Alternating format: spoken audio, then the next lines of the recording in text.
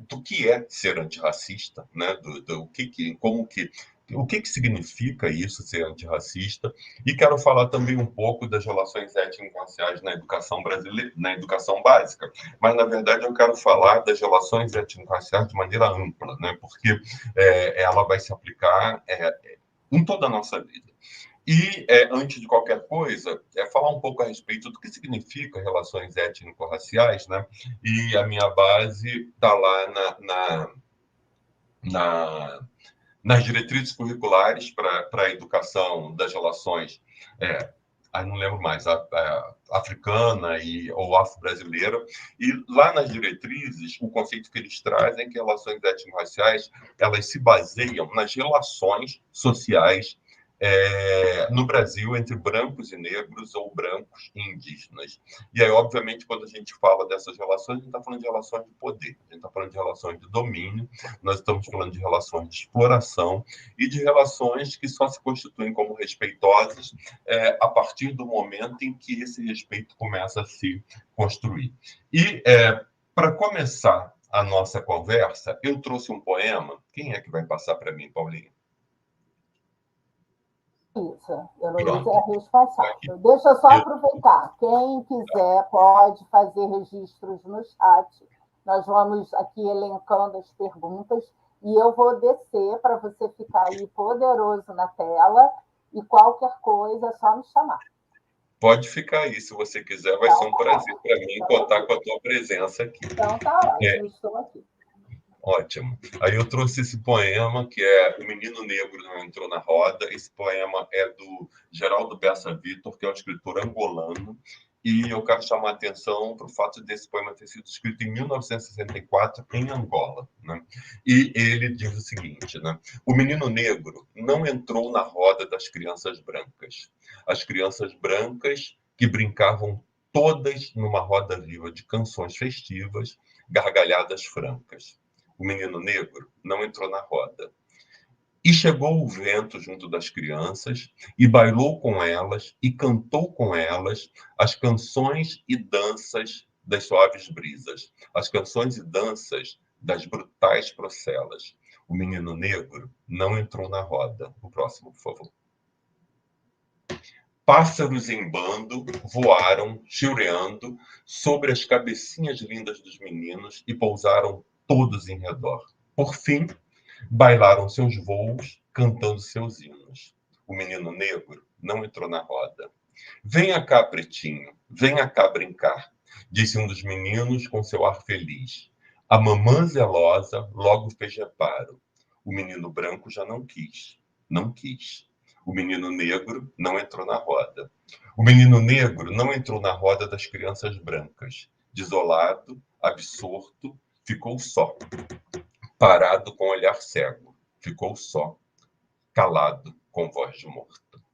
E eu trouxe esse poema para nós começarmos as nossas reflexões. E eu queria convidar vocês a refletir a respeito do fato de todas as vezes que o menino ou a menina, negro ou negra, não entrou na roda. Né?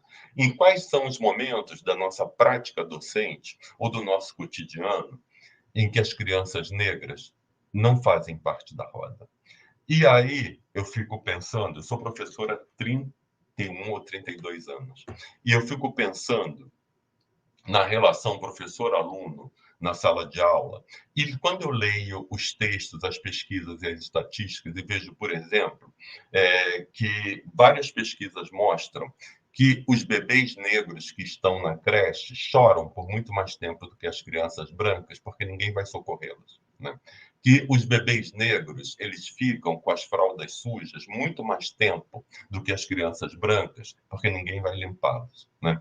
E eu penso no fato de que na alfabetização e nas primeiras séries, as crianças negras são as que menos recebem afeto dos professores.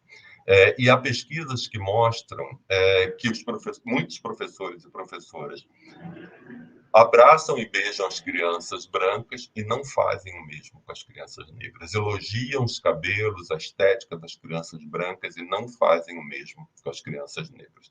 Para além das festinhas escolares, onde as meninas negras jamais são as princesas, os meninos negros jamais são escolhidos para as danças, para serem os pares das pessoas. E, fundamentalmente, eu penso nos livros didáticos, onde os meninos e as meninas negras não estão, onde as famílias negras não estão. E nos livros paradidáticos, onde as histórias não incluem as pessoas negras, e muitas vezes incluem de maneira estereotipada, de maneira desumanizada. Então, eu trago esse poema para nós começarmos a reflexão por esse viés, né? Eu convido vocês a puxarem pela memória agora e refletirem a respeito de toda a nossa vivência em sala de aula e toda a nossa relação com crianças e adolescentes, em que essas crianças e adolescentes negros e negras não fizeram parte da roda e não puderam entrar na roda. Por gentileza, o próximo. E aí eu trago essa reflexão do Nelson Mandela, que quase todo mundo conhece, mas que é importante e é necessária, quando ele diz que ninguém nasce odiando outra pessoa pela cor de sua pele, por sua origem ou ainda por sua religião. Para odiar, as pessoas precisam aprender. E se podem aprender a odiar, elas podem ser ensinadas a amar. Então, a partir daqui, trazendo essa reflexão do poema e trazendo essa fala do Mandela, o meu convite é justamente um convite que passa pelo amor. Né? E aí, e quando eu falo de amor, obviamente eu não estou falando de amor romântico, né? Eu estou falando de um amor muito maior que une a todos nós e a todas nós, em prol de uma causa maior, que é uma causa ligada à democracia, que é uma causa ligada ao nosso crescimento, que é uma causa ligada à afetividade. E, obviamente, quando eu falo de amor, eu falo para nós nos olharmos a nós mesmos e pensarmos naquela grande orientação, né, do amar ao próximo como a si mesmo. Para amar ao próximo como a si mesmo, primeiramente eu tenho que me amar. E me amar é olhar para dentro de si e ver dentro das suas estruturas, né, dentro do seu imaginário, dentro da sua concepção, dentro da sua criação, o que há de amor em você em relação às pessoas negras, mesmo que você seja uma pessoa negra. Né? O que há de amor em você por você. E eu digo isso, eu vou falar um pouco mais profundamente à frente, é que o racismo estrutural, ele nos ensina a todos e todas nós a odiar as pessoas negras, a temer as pessoas negras, a olhá-las como se elas não fossem humanas. E a gente vai falar um pouco disso mais à frente, mas eu queria, desde já, chamar essa atenção para essa necessidade desse amor, que eu volto a dizer, que não é um amor romântico, é um amor em sua essência, um amor de olhar o outro integralmente, olhar o outro em sua completude e amá-lo. E aí eu gostaria que passasse para o outro, por gentileza. E aí eu trago também essa fala bastante conhecida da Angela Davis. E lá na frente eu disse que eu gostaria de discutir com vocês a respeito do significado de ser antirracista. E ela traz essa citação, que é muito emblemática para muitas pessoas, quando ela diz que numa sociedade racista, não basta não ser racista, é necessário ser antirracista. E qual é a diferença entre não ser racista e ser antirracista? O não racista é aquele que tem consciência de que ele não produz, não reproduz e não provoca o racismo. Isso é ótimo. Mas o antirracista é aquele que não aceita manifestação racista, é aquele que não concorda com manifestação racista. No nosso caso, é aquele que pega o livro didático e diz: eu não posso trabalhar com esse livro didático porque não há representação de pessoas negras aqui. É aquele que, quando vê um estudante ou um colega ser discriminado por causa da sua cor, por causa da quantidade de melanina, entra na história e impede. E que questiona o amiguinho, que questiona a amiguinha, que faz piadas racistas, que faz comentário racista.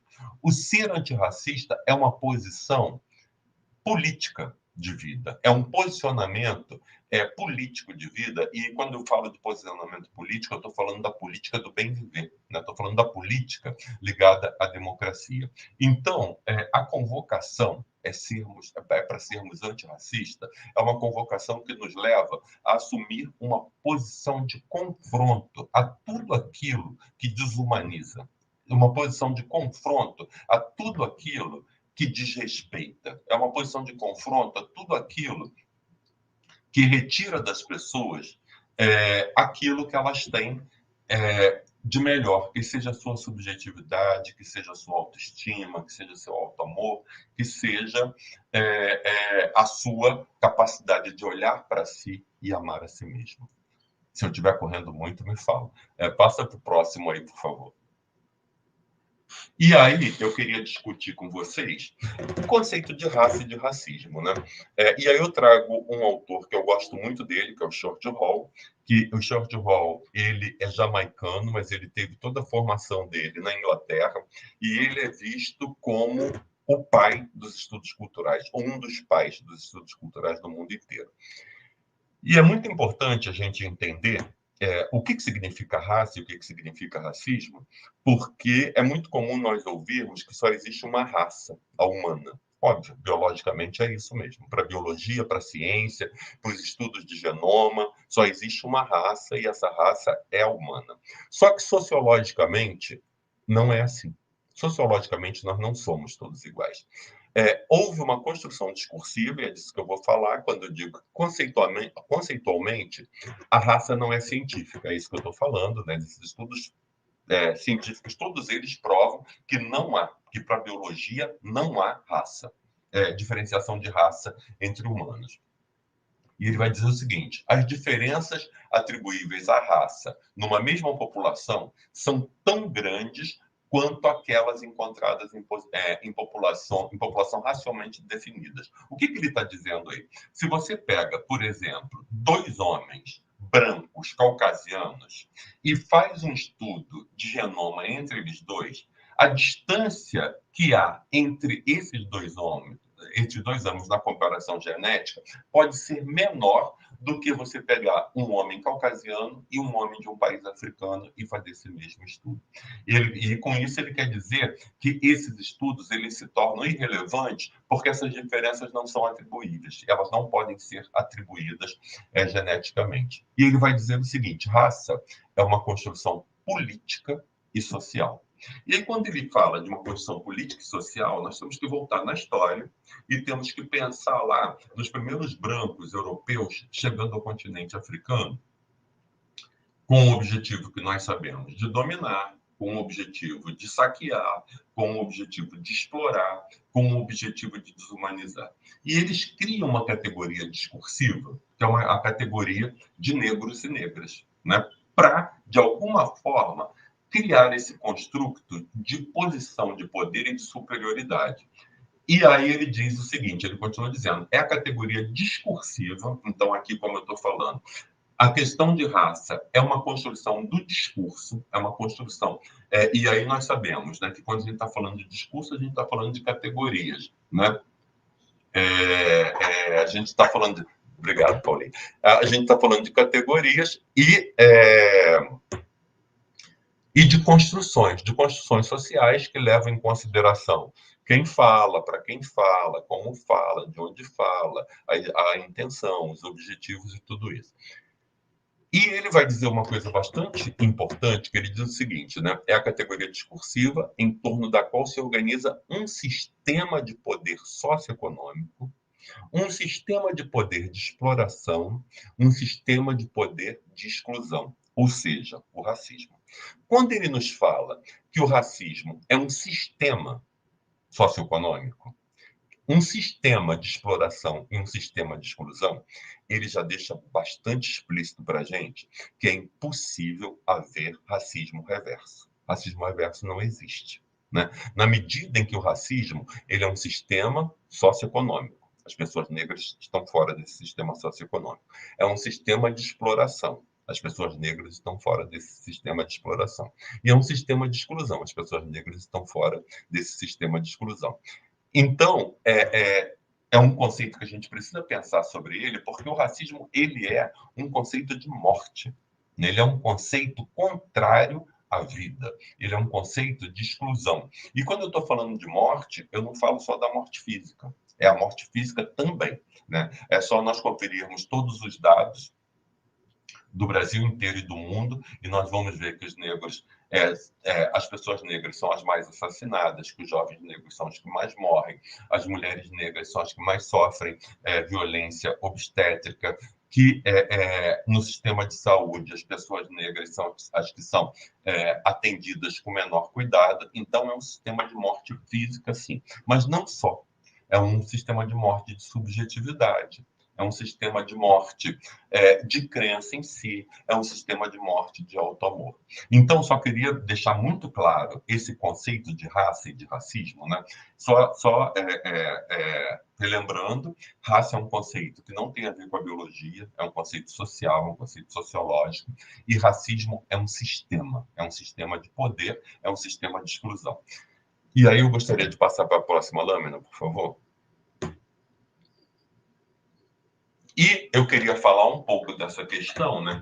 Porque o racismo como sistema, ele evolui. Eu digo que o racismo ele é uma tecnologia que se atualiza, e que se atualiza de acordo com a época, com o local. Ele tem os estudos, né? Por exemplo, tanto o Stuart Hall quanto o Mbembe, quanto o Munanga, eles se referem à raça como um signo vazio ou como um signo flutuante. Nós vamos ver lá, né, que o signo ele tem uma parte que é o significado e outra parte que é o significante, e eles vão dizer que o conceito de raça ele é referencial, né? Ele vai mudar de acordo com a referência. Por isso que esse significado ele é vazio ou ele é flutuante. E quando a gente fala isso, a gente está dizendo que, por exemplo, se nós pensarmos nos brancos do Brasil, a grandíssima maioria dos brancos do Brasil só são brancos no Brasil. Não são brancos na Europa, não são brancos nos Estados Unidos, né? E nós conhecemos diversas pessoas brancas que saíram, não a turismo, que a turismo você acaba não percebendo isso, mas que foram morar em países da Europa ou nos Estados Unidos e que descobriram lá que elas não eram brancas. Mesmo algumas pessoas brancas de olhos azuis descobriram lá que elas não eram brancas. No entanto, por ser referencial e por esse significado ser flutuante, no Brasil elas são brancas. Né? Isso não impede que elas sejam brancas no Brasil e não impedem que elas gozem de todos os privilégios, e a gente vai falar já já de privilégio das pessoas brancas aqui. E o Mbembe, ele vai falar uma coisa, eu não sei a pronúncia dele, gente, isso é um nome camaronês, são fonemas que nós não sabemos produzir, então eu lembro sempre de um dia eu falando com o Kabengele Munanga, não sei se vocês conhecem, uma importante referência das questões raciais, eu perguntei a ele como que pronunciava o nome dele, ele me falou, não tenta, me chama como você puder, porque são fonemas que vocês não possuem. Então, eu já me conformei aqui com a minha ignorância, a minha incapacidade de produzir esses fonemas, eu falo-me bem. E ele diz o seguinte, em muitos países assevera-se o racismo sem raça. Como que isso é possível, né? Como é que é possível a gente falar de racismo sem falar de raça? No intuito de aprimorar a prática da discriminação, tornando a raça conceitualmente impensável. Faz com que cultura e religião tomem o lugar da biologia. E aí eu vou falar para vocês de coisas bastante sérias, né, e bastante difíceis até mesmo da gente refletir. Por exemplo, quando se olha para uma estética de uma comunidade negra e você diz que aquela estética é feia ou é inaceitável, você não está precisando dizer que ali você não gosta porque é uma estética negra. Quando você olha para uma cultura qualquer negra e classifica aquela cultura como inferior ou menor, você não precisa dizer que é uma estética de pretos, você só diz que é feia e que é menor. E o racismo sem raça, ele vai se aprimorando na medida em que nós nos utilizamos de questões ligadas à cultura, ou à religiosidade, ou à estética, ou ao costume, ou ao timbre de voz, que são socialmente entendidos como de pessoas negras e taxamos como feio, como inaceitável, como inculto, como menor, como demoníaco, seja lá como for, né? E não levamos em consideração que todos esses conceitos também são construídos socialmente, né? O que nós entendemos como belo é uma construção social que nós interiorizamos e passamos a crer como tal. O que nós acreditamos como conceituamos como alta cultura, alguém determinou que seria alta cultura e nós aceitamos como tal. Quando nós determinamos o que é uma boa literatura ou uma boa música, também está ligado em padrões que não foram feitos por nós, são padrões que foram determinados e que nós aceitamos como tal e passamos a enquadrar tudo aquilo naquele padrão. Então, eu estou trazendo isso, né, para nós refletirmos em quantas vezes o nosso comportamento é reprodução de uma cultura eurocêntrica, o quanto que o nosso comportamento ele é reprodução de uma cultura hegemônica que estabelece as diferenças, por exemplo, entre alta e baixa cultura, que estabelece, por exemplo, diferenças entre o que é bom e o que é ruim, e que estabelece diferenças entre o que é belo e o que é feio, né? Na nossa cultura, por exemplo, basta uma pessoa ter olhos azuis para ela ser olhada e compreendida por um grande número de pessoas como bela, né? E basta uma pessoa ter a quantidade de melanina acentuada na sua pele para ela ser vista como feio, né? Então, eu queria só que nós pensássemos isso, né? Até que ponto esse racismo sem raça ele está nos conduzindo a reproduzir posturas racistas, mesmo sem tratar da questão racial. O quanto que, por ele ser estrutural e estruturante, né, e é bastante interessante a gente falar desse conceito de estrutural e estruturante, porque às vezes dá um nó na cabeça, né? Como que uma coisa é ao mesmo tempo estrutural e é estruturante, é o racismo. Ele é estruturante da nossa sociedade. Ele é a própria estrutura da nossa sociedade, ele que mantém essa sociedade erguida da maneira como ela é, e ao mesmo tempo ele produz essa estrutura. Ao mesmo tempo ele produz e reproduz essa estrutura. Por gentileza, o próximo. Beto, eu queria aproveitar. A Clarice Campos está aqui. Um beijo, querida. E ela diz assim: a raça não existe na ciência, mas existe no imaginário coletivo. É cultuada e preservada por aqueles que estão no poder. Morremos Exatamente. todos os dias, de todas as formas. Aula brilhante. Obrigado. Vai ser a próxima coisa aqui que nós vamos falar, já já.